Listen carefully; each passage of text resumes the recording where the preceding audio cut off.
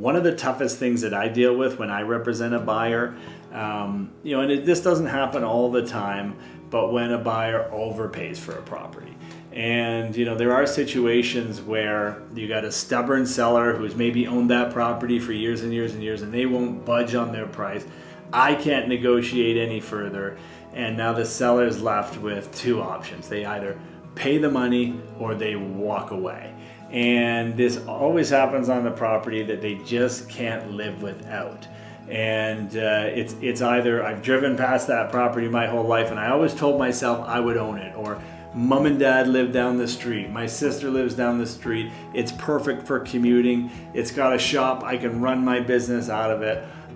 So there are times where buyers can justify paying more money than what we feel is market value.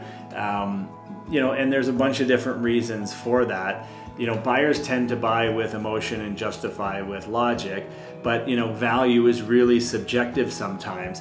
And you think it's worth more to you, you pay a little bit more money, and that's the silver lining. You might pay a little bit more money, but you get the exact house that you want, and you're going to be there for years and years and years. And that's the silver lining, is what they got. But for me, it always chaps my ass a little bit that we can't get that price down. And it's because, sometimes we feed off the emotion of our clients as well. We care about our clients. We spend tons of time with our clients before the sale and on other transactions. And we don't want our clients to overpay. But, sometimes paying a little bit more to get exactly what you want is really important. And the last thing that I'll just say too is, like, value is really funny. Like 10 years ago, somebody pays $550 for a property that's worth $500,000, right? It's a big increase there, right? But they had to have this property.